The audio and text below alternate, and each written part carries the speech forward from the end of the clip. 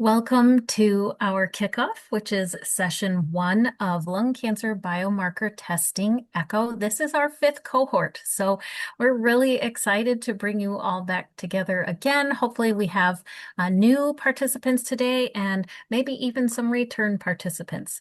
But we will be learning about biomarker testing level setting, the guidelines, barriers, and pathways.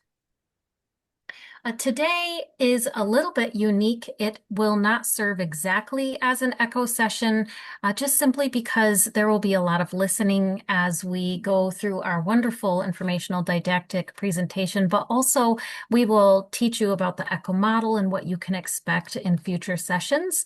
But please don't hesitate to ask questions and come on camera and off mute. This will still be an interactive session. It just won't have as much discussion as future sessions. And so with that, please don't be shy. If you have a question along the way, put it in the chat, raise your hand, or just simply come off mute. Once we get through all of our housekeeping and these announcements, then I will hand it over to Corey Hoffman, my co-lead for this program, who will do introductions and review the program objectives and goal. And then I will lead you through the introduction to the ECHO model. We will have a clinical presentation by Dr. Marmalet. Oh my goodness, I'm so sorry. I practiced this beforehand and I just failed. Marmarellis, please help me. Marmarellis, you got it. Marmarellis, thank you so much. I appreciate you, and the grace is especially appreciated. And then Hillary will go through our Cancer Action Network update, and we will have a case presentation overview and then feedback and wrap up. Okay. Now that I've been tongue-tied and tripped over myself, Corey, I will happily turn it over to you.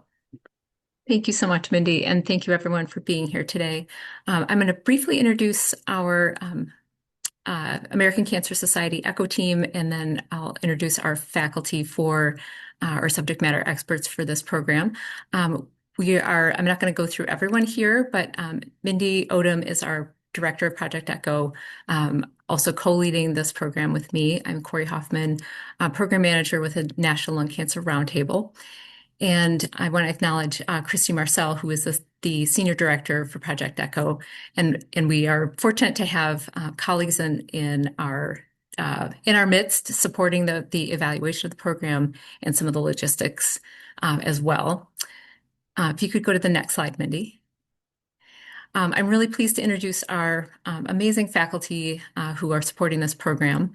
I'll start with Dr. Timothy Mollett, from the University of Kentucky, the Markey Cancer Center. He's the medical director of network development at the Markey Cancer Center and returning for the 5th year of this program. Then we have Jennifer Aversano, nurse navigator at Northwest Community Hospital, Dr. Brett Beatty, pulmonologist at Mayo Clinic, Dr. Pierre DeDelva, section chief of thoracic surgery at the University of Mississippi Cancer Center. We have Adam Fox from the Medical University of South Carolina, assistant professor and also a pulmonologist. Dr. Melina Marmarellis, associate professor of medicine, also a medical oncologist and researcher at the University of Pennsylvania. Dr. Sanchita Roy Chowdhury, a professor in the Department of Pathology at the University of Texas MD Anderson Cancer Center. We also have Dr. Gerard Silvestri, the Hildebrand Endowed Chair and Professor of Medicine, pulmonologist at the Medical University of South Carolina, and Dr. Ignacio Wistuba, Professor and Chair at the department. Actually, his title has recently updated and changed, and I'm sorry, Dr. Wistuba, that we missed that. He is now at the Moffitt Cancer Center in Florida. And a pathologist, I believe a section chief at that institution. Moving on, and actually before I move on, I just want to thank all of our faculty. Some are returning, similar to Dr. Mollett, returning for their 5th or more year, fifth year for this program, and we have some folks joining us on the faculty for the first time. So we're really excited to have all of their perspectives and expertise on uh, this call and on this program overall. So I'm going to move on to our goals and objectives for the program. So we hope that learners will gain knowledge and confidence to overcome common barriers to biomarker testing and really be able to improve biomarker testing in their own institutions. We acknowledge that there are various strategies for overcoming barriers. It's not a one size fits all. So we're going to try to provide lots of discussion opportunities across the session. We want to, so you have an understanding of those various strategies. We want an opportunity to form connections with other clinicians who are interested in improving biomarker testing in their institution. And then additionally, we want you to, as participants, understand some of the health insurance landscape for comprehensive biomarker testing. Those are our goals and objectives for the program. We have 4 official sessions for this program and an additional sort of bonus webinar. We've spun our 5th session into that webinar format so that we're able to include a wider audience. It continues to be a really popular session. There's a lot of questions, and over time, we've noticed that the issues in terms of coverage are really becoming more similar across states. So we really thought it was a great opportunity to open up the topic to a wide audience. And so participants who may not be officially part of this ECHO session may want to join and learn more about the coverage landscape, and learn more about how to get involved as an advocate for better coverage. So that's our program. And now I want to take an opportunity to welcome all of our participants. If you could just use one of the emojis, maybe turn your camera on, use an emoji. I think the emojis, you might have to help me, Mindy. I believe they are at the bottom of the screen. They are at the bottom of your screen. If you click on the react, it's a heart. Ah, Then it'll bring up all the various emojis for you. If you don't see yours on the screen, you can click those 3 little dots and it'll expand it. But truly, you can pick whatever emoji you want. We would just like to see some interaction and keep it in the engagement strong. and I was going to say, short of having everybody come off mute and introduce yourselves, I think this is a great way to just let us know where you are, kind of geographically. And I know looking at the list of registrants, we have people from really across the country. So we're really appreciative of your time and excited to kick off this session with you. All right. Mindy, I think I'm turning it back to you. Absolutely, happy to. Okay, so what does it mean to participate in an ECHO session? We just ask that you do your very best to participate in all of these sessions. The best way that we know how to explain it is if you envision this ECHO program as a book and each session is a chapter within that book, then you don't want to skip chapters because then you miss the whole of the story. So we do ask that you do your best to attend all sessions. Please do volunteer to present a case. We make it very simple and there really are no formalities. We're happy to accommodate in any way, including creating your slides for you. And then very important to us is please complete all of the surveys, the pre-program, post-program, and then post-session. This really helps us design this program to be the most effective for you. And it just helps us know if we're headed in the right direction or if we need to make changes. So the surveys are very, very important to us. Okay, so moving on to ECHO model, can I just throw it in the chat or raise your hand? Who has participated in the ECHO before? This will just help me know how much information to give.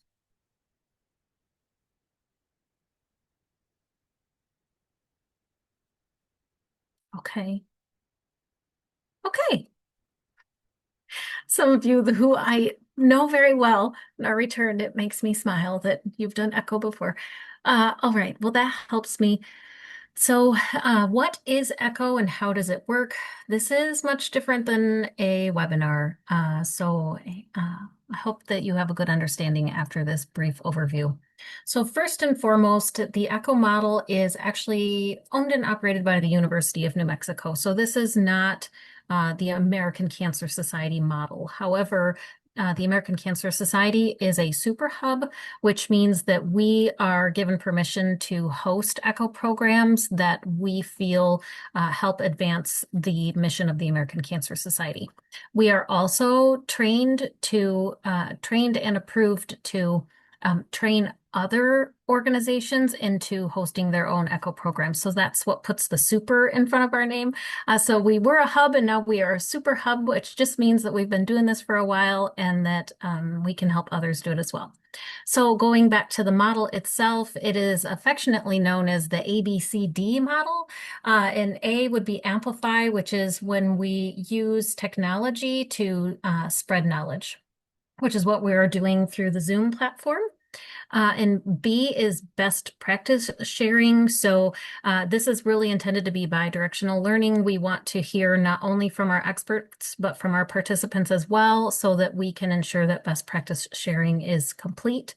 And oftentimes that is done through our case-based learning. So you saw in the slide before that we do ask for you to present a case, and that's so that you can present your challenges or barriers to your peers and to the experts to receive feedback, and again, have the best practice sharing. And then, of course, I think no program is complete without capturing some data and making sure that we continue to improve upon our work. The next slide is actually a video. It's a very brief video, but I think it does a great job explaining echo. So let me know if you can't hear it. Project Echo is a performance optimizer. Think of it as a high-speed internet connection to the healthcare system. It spreads new medical knowledge throughout the healthcare system, from university medical centers and other specialty care sites to the front lines of community care. Rather than information flowing in one direction, community providers learn from specialists. They learn from each other, and specialists learn from community providers as new best practices emerge. Under Echo, community providers use video technology to participate in guided practice with specialist mentors. They acquire new skills that allow them to treat patients they otherwise would have referred out. Patients with complex chronic conditions get high-quality care where they live from providers they know. No waiting months to see a specialist. No long drives back and forth to get critical care. Echo exponentially increases access to specialty care by moving knowledge instead of moving patients. Suffering and pain are reduced, and lives are improved and even saved. Project Echo, changing the world fast. I love that video. I think it really drives home the point that we're trying to move knowledge rather than patients. So you can see on the screen the graphic, and I also think this is a wonderful visual that the University of New Mexico created. You can see in the center is our team of experts, and then that ring on the outside is our participants, and the learning back and forth between these two rings, and then beyond that is the community. And so it just shows that this is a really great model for disseminating information fast, quickly, so that no matter where a person lives, works, or plays, they have access to high quality care. All right, so what you can expect in the ECHO sessions, specifically starting with session 2 in January, is we will have welcome and announcements. It'll be brief, and then we will go right into our didactic lecture, which will take approximately 10 to 15 minutes with time for Q&A. And then we go into the case presentation. And so we do ask that our participants are willing to present a 3 to 5 minute case, think high level, and so that we can have ample discussion as a team to help address the challenges and barriers that you are facing. And then we will have our closing remarks and wrap up. But we do say that the case presentation is the meat and potatoes of an echo program. It really is where the most discussion takes place. I don't want to say the most learning because the didactics are so vital from our experts. That's why we have a special hub team for you. But if you are willing to come off mute and ask your questions and participate in discussion, then this program can really be fantastic. Okay, before I move on to the didactic, are there any questions about the ECHO model and what to expect? I'll ask a question, Mindy. Will there still be a need to go through the previous links that you've had rather than go directly connect to the Zoom session like we are all used to? That is such a great question. So the platform that you all went through today is iEcho. That is through the University of New Mexico, and we have been working very diligently behind the scenes to see if we can create a more seamless process for you to gain access to these sessions. So please do hang tight. We are really close to having a solution for you, hopefully by January, just to make things more seamless. But many thanks for making it here today. We do know that it's not the most user-friendly option. Thank you, Dr. Mullet. Any other questions? I just want to say one more thing. These sessions are not intended to be very perfect. They're not intended to be perfect. We want authenticity, and it's okay to eat a snack or interrupt. Truly, we want this to be a community of learning, and that's dependent upon each one of you and how engaged you want to be. All right. I am turning it back. Oh, I'm turning it to you, Dr. Muller. All right. Well, I certainly appreciate the hard work that Mindy and Corey and our other colleagues from the American Cancer Society in these challenging times to really present us this opportunity to get together. I think that the ECHO project here, especially in the importance of emphasizing molecular testing in lung cancer, is a tangible manifestation of the work of the National Lung Cancer Roundtable. And so I think that this is a great way for us to be able to get the message out. So thank you all for your preparation and thanks to all of the staff that have stayed with us to be able to bring our fifth year. I'm a thoracic surgeon at the University of Kentucky and fortunate enough to be in my fifth year. I guess I was redshirted somewhere along the way and here for another session. And it's a great opportunity to work with some real experts here and to introduce this and to be able to present an opportunity for further questions as we go forward with this important message of enhancing biomarker testing. And in order to get us kicked off, we're starting with Dr. Marmorelis. Melina is sounds like associate professor at the University of Pennsylvania and serves as the medical director of Penn Medicine's mesothelioma program. She earned her medical degree at Harvard and then continued with her residency and fellowship at Brigham and Women's. She was pried out of Boston and able to get to the University of Pennsylvania for her fellowship, where she continues her work and as a board certified expert in internal medicine and medical oncology.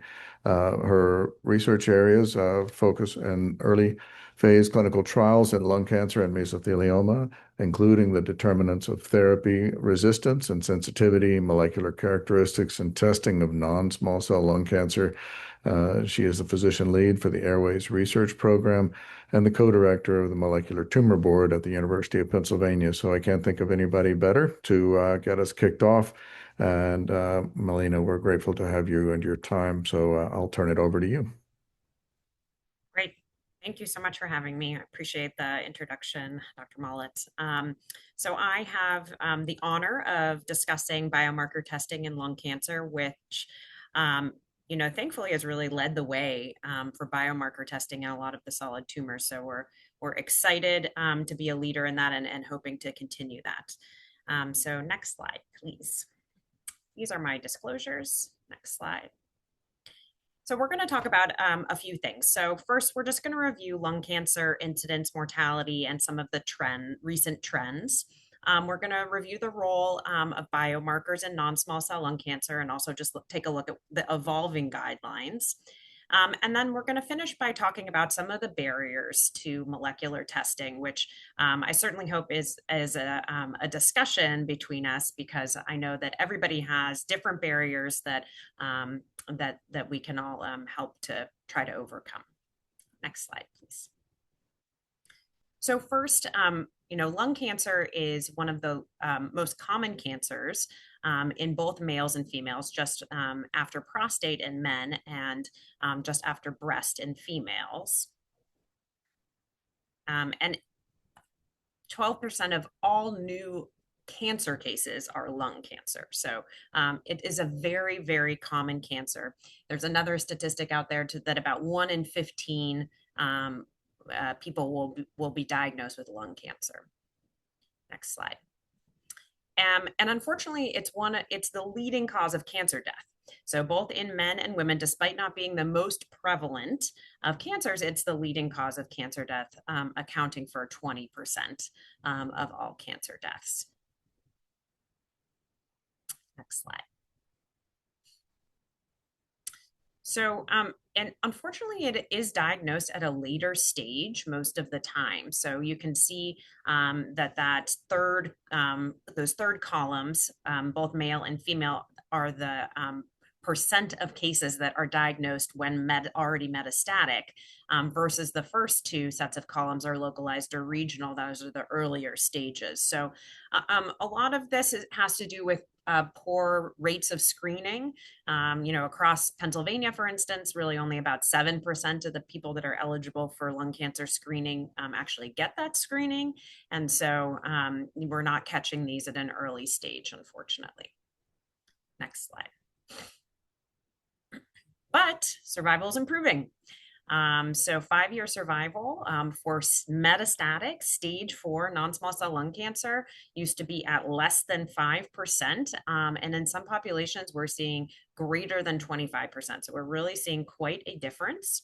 And you can see here at the bottom, this is actually, from 2022. So things have certainly continued to improve, but it does show a bit of the inflection here, with the red being lung cancers of the lung and bronchus, showing that both in men and women there was a plateau of lung cancer deaths, and then a quite sharp decline. So some of that, the initial sharp decline for males is thought to be due to improvements in smoking cessation, so less tobacco use. Women were lagging a little bit behind there, but the other improvement is really a better understanding of the disease and an increased focus on precision medicine, both for targeted therapies and for immunotherapies. Next slide. And so, looking at our more recent decades, there was a sharp fall between 2013 and 2016 with the advent of immunotherapy, but also the introduction of new treatments, including targeted therapies. Next slide. And this is one slide. I have have another diagram I show sometimes that has almost like a pile of pills that have been approved in the recent years. And this shows the incredible speed at which the targeted therapies have been approved in non-small cell lung cancer. So, looking down at each of these driver mutations, you can see we now have several options for the majority of these biomarkers. And just in the last, few years, we have, several targeted therapies being approved each year, which makes it incredibly hard to keep up, of course, but also a wonderful option for our patients. Next slide. So, how often do we actually find something that's an actionable biomarker in non-small cell lung cancer? About half of the time we don't have something that's actionable in the sense that it's targeted. We're understanding a lot more about biomarkers that might steer us towards one therapy or another. But in terms of targeted therapies that we can act on, we're seeing those in 20 to 40% of cases.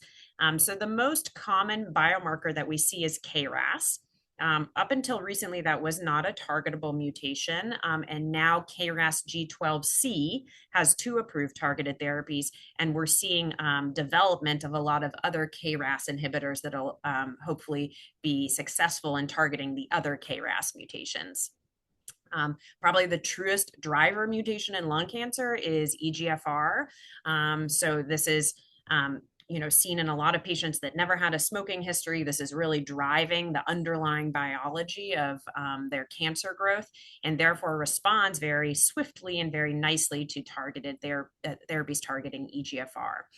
ALK is the next most common. Those are fusions. And then the rest start to get a little less common, some of them looking at less than 1% of patients with non-small cell lung cancer. So it does get quite difficult and quite rare. Go to the next slide. But it's prescribing the right treatment option for the patient. It does require actually being able to detect these biomarkers. So you can't prescribe a targeted therapy if you haven't detected the biomarker. So that's kind of what we're talking about today. Next slide.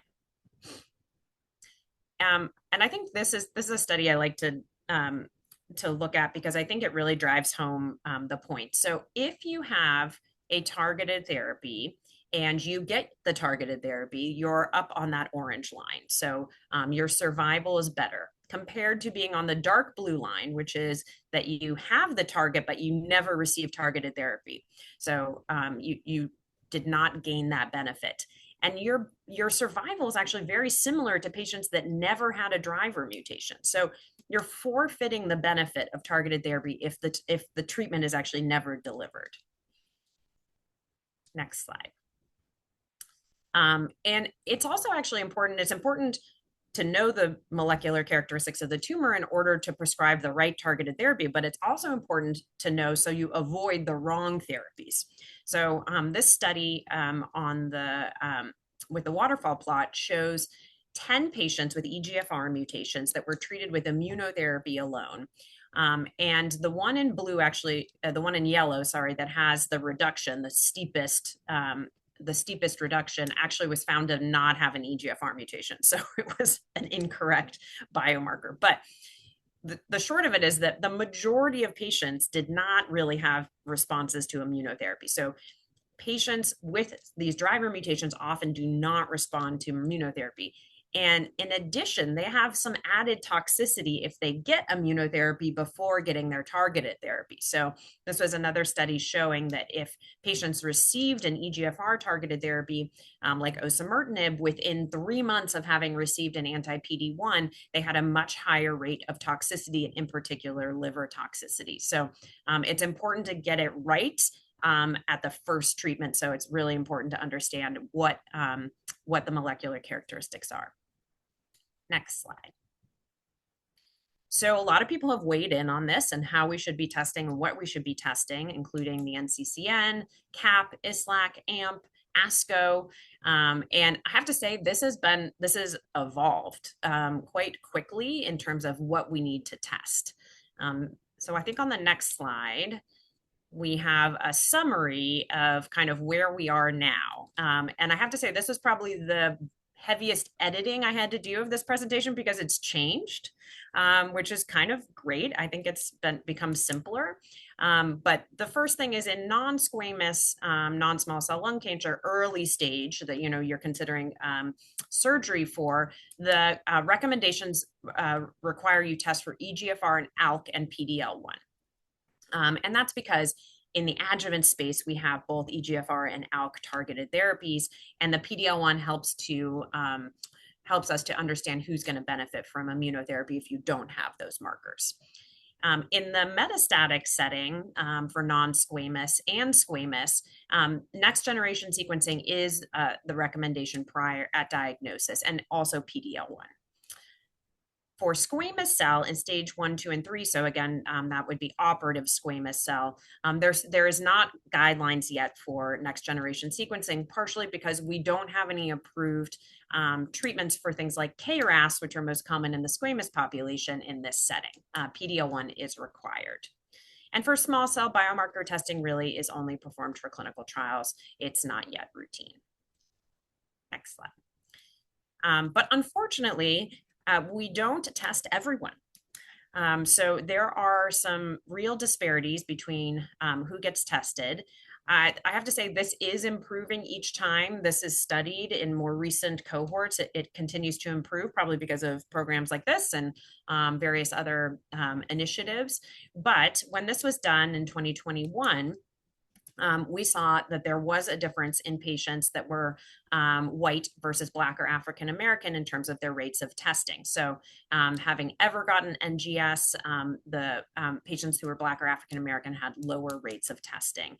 And then the important metric, which is whether you get the testing prior to your first line therapy, was about 36% in white patients and close to 30% in Black or African American patients. So still some differences here. So we know that there are a lot of barriers to testing. There are a lot of reasons why this isn't happening in some populations, why this isn't happening quickly. So we're going to talk about a few of them, but I want to just spend a little bit of time on this slide. The first thing to just, say out loud is there is anxiety that patients that are first diagnosed to start treatment as fast as they possibly can. There's anxiety on the provider side to start treatment. You want people to get going. And so to wait for molecular testing feels really uncomfortable. In addition, there is stigma around patients that have a smoking history that they're not going to have one of these driver mutations. And we know now that that's not really true. The first driver mutations in EGFR were found in Asian women that never smoked, but that is not true for all of the driver mutations that we have. So, but that stigma still carries over. There's an inertia bias. As you get going, we do a lot of chemoimmunotherapy. That's easy to do. We know how that works. And so the clinics are made to move that forward. It's a little harder to stop and wait for the testing to come back. There are tissue issues, and I know that we are going to have talks about that in coming sessions, but biopsies are sometimes not large enough to do the full molecular testing that's required, and it takes a lot of time to wait for tissue to come back. There are resource issues. Not everyone has people that are navigating the tissue or filling out the forms for some of the send-outs. They can't fight with insurance companies about coverage. So there are a lot of issues here. This takes time and manpower. And there are reimbursement and cost effectiveness issues. There are rules around when you can start your testing. Different insurance companies will allow different types of testing or different modalities, and it's very hard to navigate. So next slide. We're going to talk a little bit about tissue and turnaround time because there are some levers that we've been able to move here to improve this. Next slide. So how can we get the information that we need? So we can get it from a tissue biopsy. So that's either a fresh frozen FFPE sample or a cytology smear. So we can get it from cells in pleural fluid. We can get it from the liquid portion of a biopsy. And that goes first to pathology for the pathologic diagnosis, and then it goes to molecular in order to get the sequencing. So there are multiple steps there, and it does take an invasive procedure. We also have liquid biopsy, which is based on a blood test, and it's looking at the plasma where it pulls out cell-free DNA. So these are little pieces of DNA that are being shed by the tumor. And that goes for sequencing as well. So we can all, I think, surmise some of the advantages and disadvantages here. Pathology, the tissue still remains the gold standard, but it is one snapshot of one small piece of the tumor. And it does take quite a bit of time. The turnaround time is certainly longer, and you may not have enough molecular information there, or tumor to get the molecular information. Plasma is fast, and it does theoretically cover the heterogeneity of a tumor, but it's not the gold standard. It can miss certain types of mutations. In particular, fusions are a little more difficult to detect on liquid.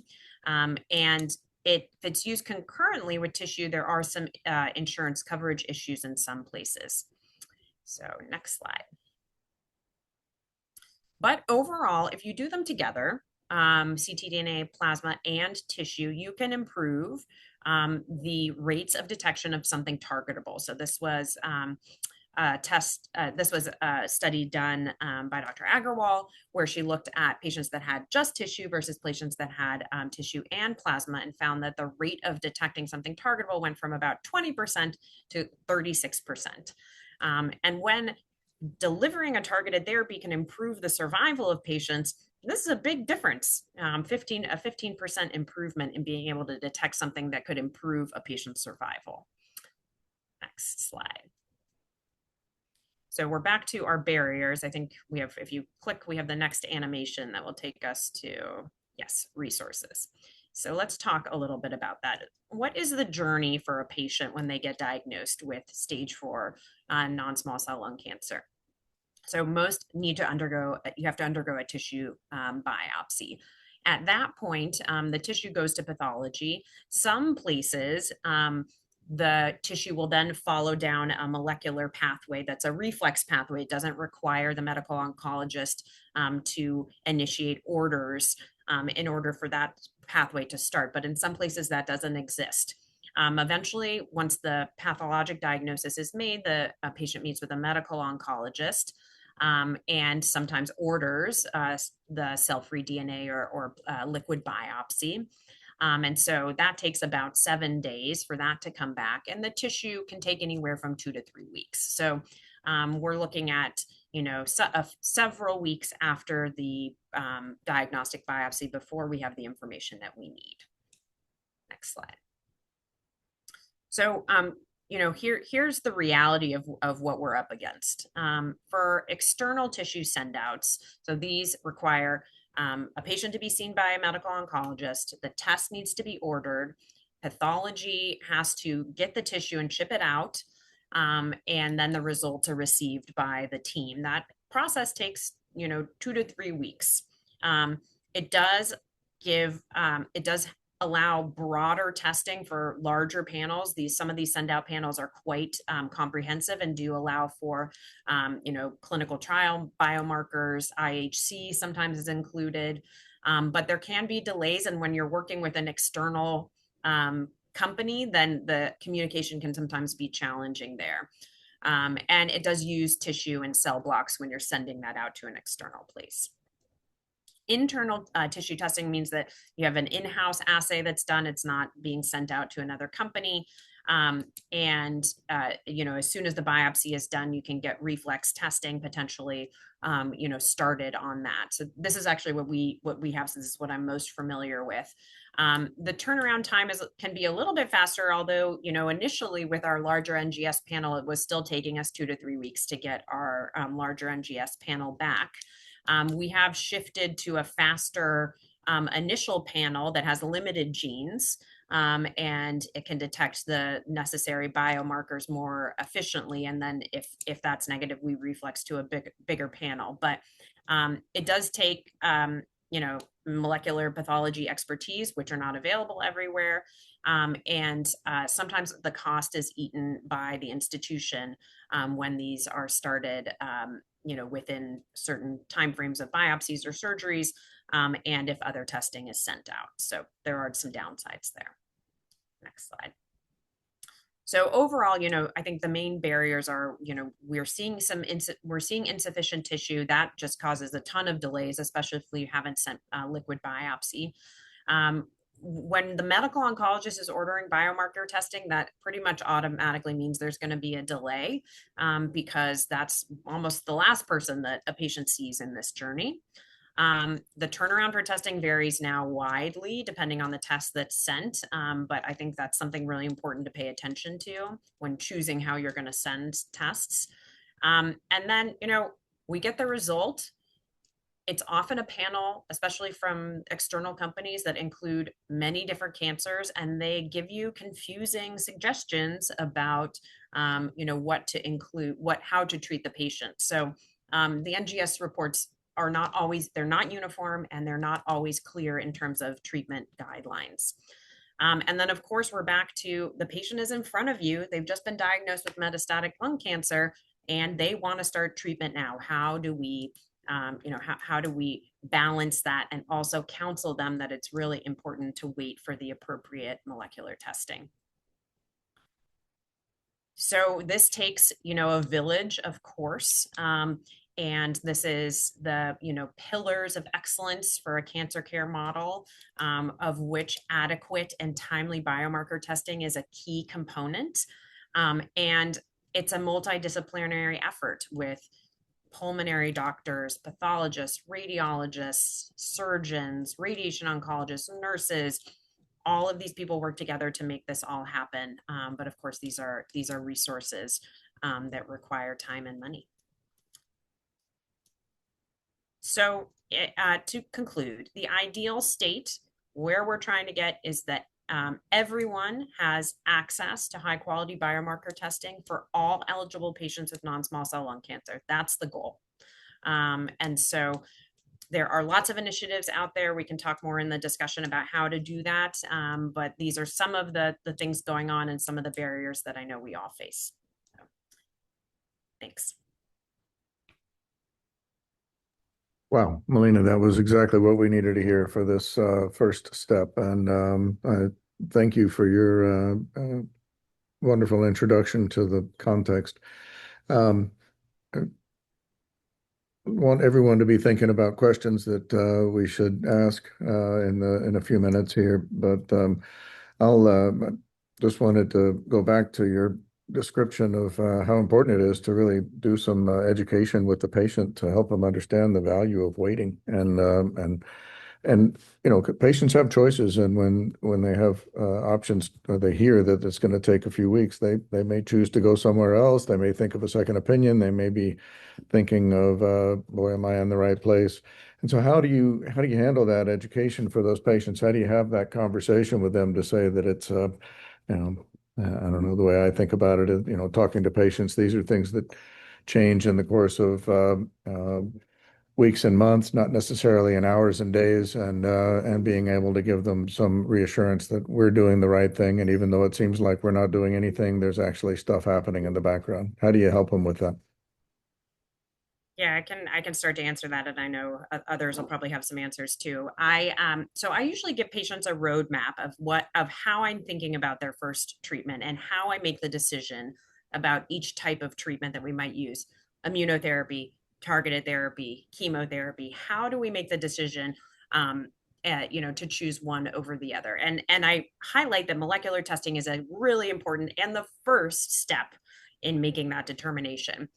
And then, of course, just to say it out loud, there are patients that need to be treated immediately, right? Not everybody can wait. And in that case, I start chemotherapy. There's no harm in starting chemo while you're waiting for the molecular testing. There is harm in starting immunotherapy while you're waiting for molecular testing. So you always have that option to start chemotherapy while you're waiting if you really feel like a patient can't wait. Now, I don't do that for just patients that are anxious. I use counseling for patients that are anxious, but for patients that have high disease burden, they're very symptomatic, and I truly don't think they can wait, then we can start some chemo. Outstanding. Thank you. Yeah, I was also interested in the slide that you showed regarding the timeline of getting to an answer, and you showed the biopsy, and on your image, you showed tissue being sent to next-gen sequencing associated with the biopsy. And I think that's really interesting, and that obviously reflects perhaps your program's bias towards reflex testing. But not everyone has that setup. And so one of the things that we've done is when we present these patients with usually by the interventional pulmonologist who presents the patient and has a biopsy result in tumor board is rather than waiting for the molecular or the medical oncology visit, but sending this from the tumor board. Basically, we have members of our molecular tumor board uh, on the call for our lung cancer tumor board, and we also have our staff who are ready to help facilitate filling out those forms and that sort of thing. Um, in previous sessions here, we presented this, and the biggest determinant for time to or turnaround time and time to treatment is actually when you send the specimen off. And so, yeah, I'm curious for for the rest of the panel of who's using reflex testing and who is not.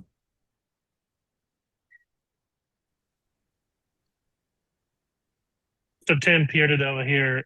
So we have had a hard time setting up automatic reflex testing because of the regulations that require a treating provider to be the one to put the order, Right. and the pathologist having some concerns about owning that process, which I think is an area that needs to be addressed in some way, because it is a huge barrier. But the way that we do it is basically at the time of the diagnosis, which is mostly being done in the bronchoscopy lab now, blood and tissue are being ordered at that time. And then if a cancer diagnosis comes back, then the company knows to run it. And if it's not a cancer diagnosis, then they back out of it.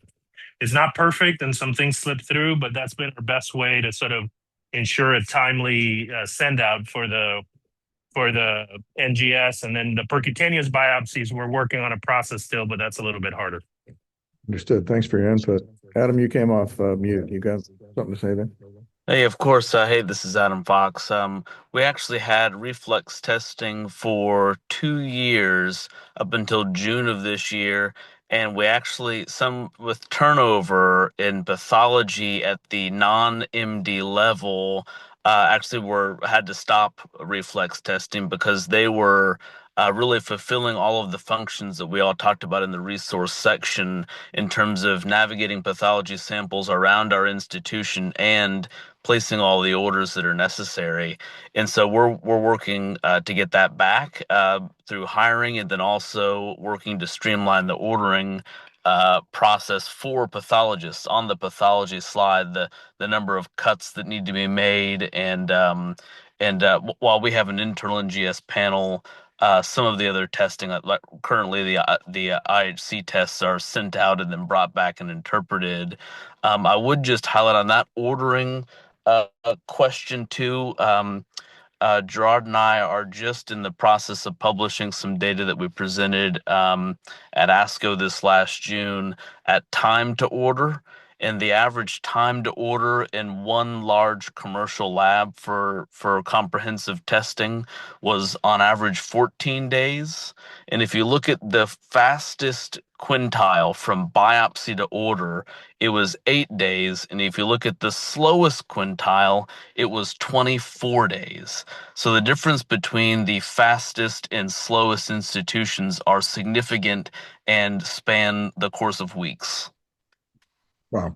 Well, that definitely highlights the value of standardizing this education and what we need to do. And this format is exactly the way to do that. I think we could go on with a number of questions and continue this conversation, but we do want to hear from Hillary to be able to talk with us about what's happening with the American Cancer Society Cancer Action Network.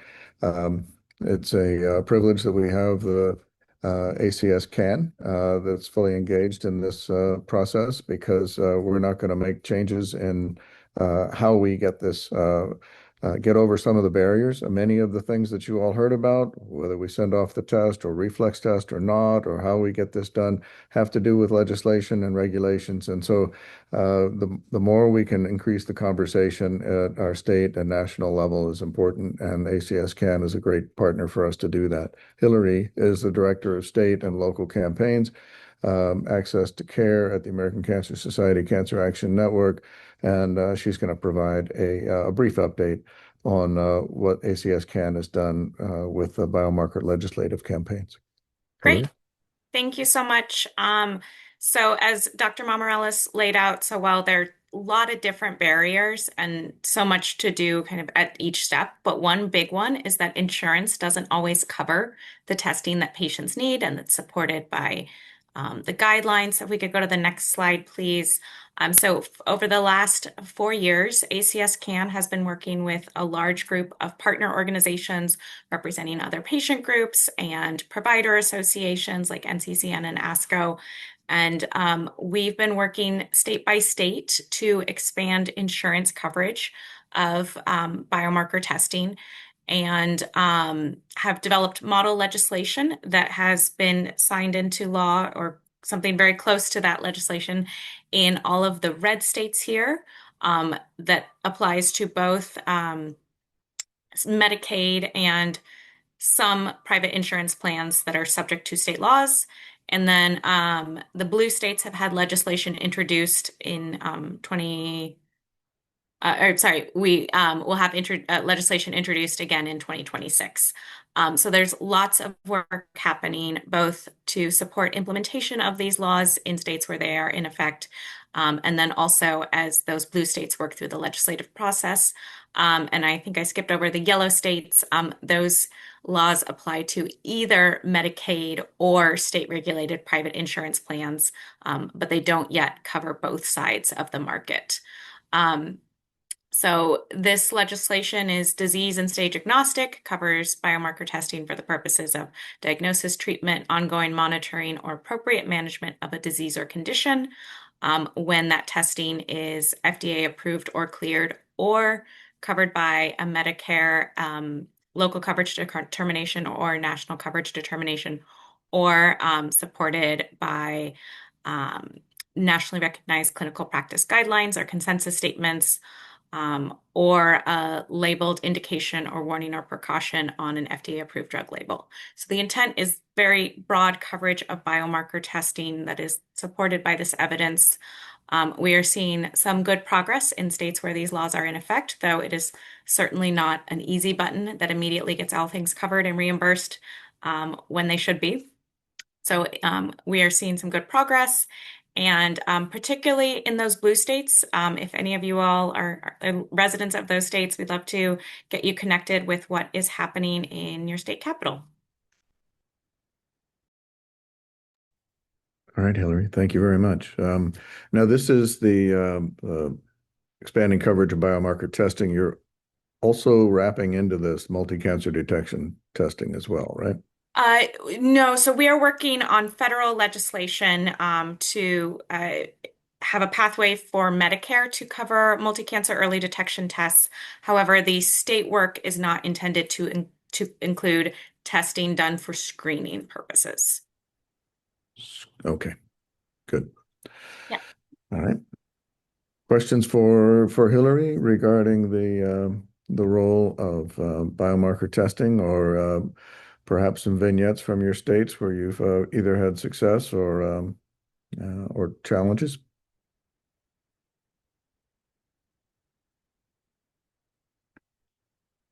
I have a question and a comment. My name is Lara, and I'm from New Mexico, from the Department of Health, the Comprehensive Cancer Program, and we have passed that law. I guess one question is kind of what's next. We requested to get our all-payer claims database pulled to see if those biomarkers were being used, and so we were able to pull that. But I wasn't really sure what to do with that data because I didn't really know what the benchmarks would be. Like, what should it be? Like, what percent for lung cancer, what percent of patients should be getting this testing? So kind of pulled the data set and we're like, what do we do with this? So I'd love to know what the benchmarks are, and then also kind of like what next steps are, because unfortunately we don't really have a statewide lung cancer screening program. Like some states have they have it tied to their smoking cessation quit lines, and we don't. So it's just kind of we're having a big lung cancer awareness thing this month. So just wanted to get some ideas, and we're also working on the New Mexico Cancer Plan and trying to figure out kind of what's next once you've passed this legislation. Thanks. Sure. Great questions. And I would be happy to talk about the data you have. I'm very interested to hear. I don't know that there is like a clear benchmark on what is the right amount. I guess it would depend if you are limiting those claims, if you're able to kind of search someone with a lung cancer diagnosis.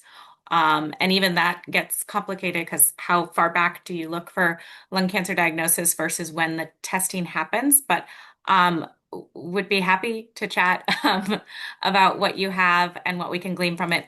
It would be interesting, I think, to compare after the law took effect in New Mexico, which I believe was January of 2024, to a previous year. So yeah, I will shoot you a note. And then I would say generally in these states, we want to make sure that these laws are being followed and draw attention to anywhere where they are not. I joke there are no biomarker police that are gonna, bust in the doors at Blue Cross if they're not reimbursing testing that should be covered. So we need to report when there are problems. So that means and this is primarily for labs and testing companies, but may apply to some of your institutions as well. Going through the appeals process with payers if they are not covering testing that you think would be covered by the law in your state, and then to filing complaints with either the insurance commissioner or the Medicaid director if after exhausting the appeals process, things are still not being covered. I will say generally, we've heard from some providers in states where these laws have taken effect that they are finding that it takes less back and forth with payers to get prior auth for the testing that they are ordering. It's that they are seeing progress on that. And then one other caveat, you may have noticed I kept saying state-regulated private insurance plans. So large employer-sponsored plans that are self-funded are not subject to any state laws on biomarker testing or anything else. So those are not directly impacted by these laws. That's just kind of how our health system is set up. It's not ideal, but there's not really anything we can do about it right now. So there will be some plans that don't have to follow these laws, although typically we see large employer-sponsored plans tend to have better coverage to begin with than the state-regulated private plans, and often than Medicaid, though Medicaid varies a lot state to state. So I will stop there. Thank you all for letting me crash, and we'll talk more about insurance issues at a later session. Well, thanks for jumping in, Hillary. The idea of biomarker police sounds intriguing, and maybe we should explore that. But I think in general, according to Melina's presentation, and what we know is if patients have metastatic disease, there's not a lot of barriers to why those patients should be tested. Early stage disease is a lot more variable, but at this point, we are pushing to the end of the hour, and it is a privilege for us to have had you all with us, and we certainly value your time and look forward to having you for the next session. I think Corey is going to, or Mindy is going to wrap up this with an opportunity to do a little session debrief. Yeah, I have about 6 slides to go through in 30 seconds, so hold on tight. You can do it. And that was a wonderful, I think, promotional point for you to come to our webinar where Hillary will share more information. So case presentations, we'll make it very easy for you. Please use this QR code and this link to sign up. It's in the chat. I will send it out in a follow-up email. We make it very, very easy. Please, this is the most important piece for this time, wrap-up time, is take the survey. Here is the link. This post-session survey is, I think, 3 questions. It'll take super, super fast. It just helps us make sure that we're on the right page for you, and we'll have that next session on January 14th. I hope it's in your calendars. I did send out those invitations already, and we will hope to have a case presenter by then. Your slides and recording will be sent to you in an email. And this program is made possible by these wonderful funders. And that concludes our session for the day. So we look forward to seeing you. Happy holidays to everyone here. And however you celebrate, can't wait to see you in January. Thanks so much.